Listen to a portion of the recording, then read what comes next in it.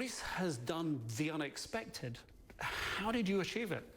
By taking measures very, very early, by communicating our message very clearly, by giving the floor to the experts to do the talking, and by creating essentially a sense of civic duty that people actually had to adhere to the measures, not because they were mandated to do so by law, but because it was for the common good. You have a particular set of circumstance here. You have an elderly population, and you have a healthcare system that is not as strong as it could be. How much did all that factor into your decision making? I think we were totally aware of the fact that we had a low number of ICU beds per 100,000 population. We had an older population living in a dense city such as Athens, so we knew we were looking at what was happening already in Italy, and we knew we could not afford to be overwhelmed by this pandemic. So we feel we have reached that point where we have almost completely suppressed the epidemic, at least its first stage, and we will gradually begin to relax. Do you feel like you've dodged the bullet? We feel we've dodged the first bullet very clearly.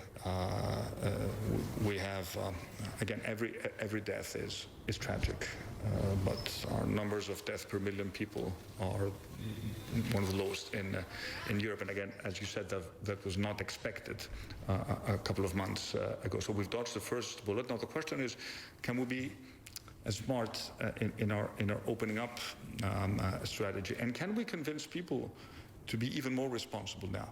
Greece's economy is heavily dependent on tourism, 20% or more dependent on tourism. So opening up means letting in tourists. Not at the first stage. We are not more dependent than, say, Portugal, or even to a certain extent Spain. All southern countries are heavily dependent on tourism. Now the real question is, will we be able to have tourists come in the later parts of the summer? Only if we agree to very specific protocols. Hopefully at the European level. Let's assume people get a test before they fly out, and then we carefully monitor them, either an antibody test or a PCR test, and then of course the tourism experience this summer may be slightly different from what you've had in previous years, with more social distancing, maybe no bars may be open or no tight crowds, but you can still get a fantastic experience in Greece, provided the global epidemic is on a downward path. But best case scenario is Greece is open for business July 1st, and we're working towards that. So we're preparing towards that. But of course, it involves airlines, because most people fly into Greece, and very strict but also enforceable protocols. And the experience of the sort of winter tourist sites in Europe was they became hot zones for infection. That you have a lot of people coming, you just can't be on top of everyone in real time all the time.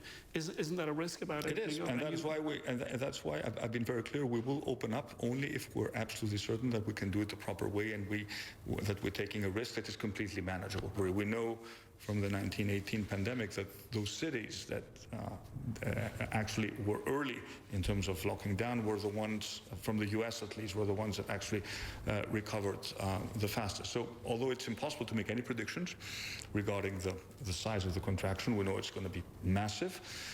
We hope that there's going to be some goodwill, accumulated goodwill for the country, that will help us as we move towards our next phase. Can you put a figure on how big you think the economic loss might be, even in percentage terms? I've resisted, because it's going to be very different.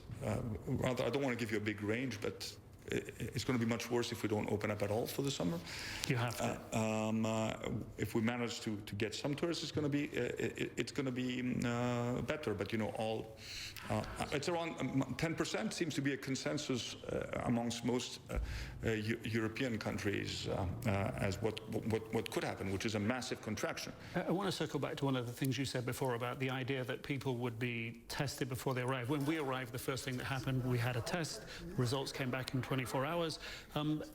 What is it you want to see happen, and how confident can you be that you're going to get that? We can, I think if we, again, it's a question of what sort of protocols we agree within the European Union, but I would assume that people will be tested before they get on a plane. not after they arrive here. It's going to be a very different summer, isn't it? It is going to be a very different summer, but we hope that the worst is behind us. And again, what I keep as a legacy of this crisis is this sense of collective success, and I dare to use the word pride. Greeks haven't been proud in a long time. You know, for 10 years we were the punching bag of Europe. Does this change the situation? I think it has changed in terms of our self-confidence and also confidence in the state. I'm not saying confidence in the government necessarily, but people trust the state. They trust the experts. We were the first country that experimented with populism. We actually elected the populists into power. And what did the populists tell us? Don't listen to experts. They got it all wrong. They were the elites and everything. The first thing I did was to give the floor to our top, epidemiologist, and he's doing the daily briefings. It's not me. This seems to be, dare I say, a very strong message for the United States and the United Kingdom, who have both at the moment got relatively populist leaders, who both speak with their medical experts, whose track records at the moment on this pandemic are probably some of the worst in terms of death and infection rates. Well, everyone is doing it their own way. This is the way. I know, but is there a right way? And does Greece have the right way? Well, I don't think there is a single right way, but I think we clearly did it, at least in terms of the first phase. Until now, I think we've done it the right way. Of course, we didn't get everything completely right, but if you look at the numbers, you can't argue with what we have achieved. So, and again, there's not a single element, but if you look at the strategy that we came up with, I think it was the right strategy. But does that make your gamble, if I can call it that, on opening up, does that make it an even bigger gamble because you were right first time and you have further to fall? Again, we will only move towards opening up the country if we are sure that we're doing the right thing. And that's what it is. It's this careful moving forward. Have gained something by handling it so well so far. Certainly that's how the Prime Minister sees it. Recognising a lot to lose, so careful steps.